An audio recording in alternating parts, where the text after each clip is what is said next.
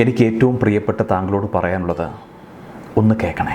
ഞാൻ message അയച്ചപ്പോൾ reply വരുന്നതും കാത്ത് ഒരുപാട് നേരം ഞാൻ കാത്തിരുന്നായിരുന്നു. ബ്ലൂടിക്ക് വന്നതും ഓൺലൈനിൽ വന്നതും റീഡ് ചെയ്തതുമെല്ലാം ഞാൻ കണ്ടു. തിരക്കായിരിക്കുമെന്ന് കരുതി. അങ്ങനെ ഞാനങ്ങ് സമാധാനിച്ചു. ഞാൻ വിളിച്ചപ്പോഴൊക്കെ കോൾ ബിസി ആയിരുന്നു കേട്ടോ. അവസാനം ഫോൺ എടുത്തപ്പോൾ പെട്ടെന്ന് വെക്കാൻ തിടുക്കമായിരുന്നു. നേരത്തെ പറഞ്ഞുറപ്പിച്ച പ്ലാനുകളൊക്കെ ലാസ്റ്റ് മിനിറ്റിൽ നീ ക്യാൻസൽ ചെയ്തു. എപ്പോഴും തിരക്കാണ്. ഓരോ കാരണങ്ങൾ പറയുമ്പോഴും ആ കാരണങ്ങൾ ഞാൻ വിശ്വസിക്കുന്നുണ്ടായിരുന്നു കേട്ടോ. ഞാൻ മെസ്സേജ് അയക്കുമ്പോൾ ഒരു വശം മാത്രമേ പറയാറുള്ളൂ.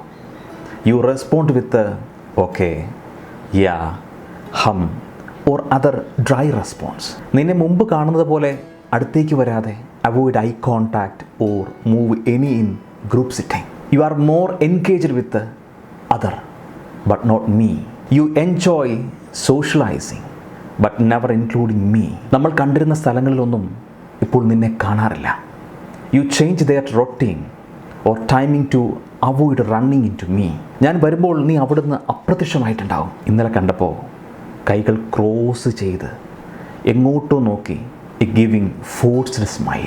ഇന്ന് you unfollow, unfriend, mute me on social media. You stop liking or commenting on my past. You post stories but I don't view me. ഇപ്പോഴാണ് ഞാൻ മനസ്സിലാക്കുന്നത് നീ എന്നെ അവോയ്ഡ് ചെയ്യുകയായിരുന്നു എന്ന്. എന്തിനാണ് ഈ ഒരു ഡ്രാമ?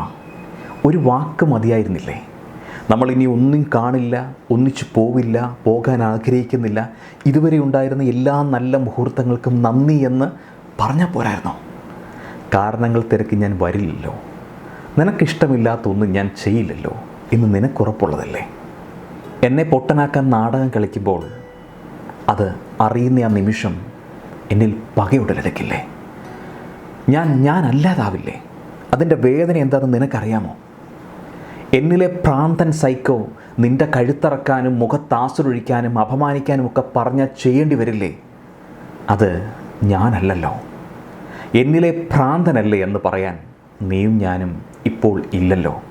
നീ ഇരയും ഞാൻ കുറ്റവാളിയുമല്ലേ?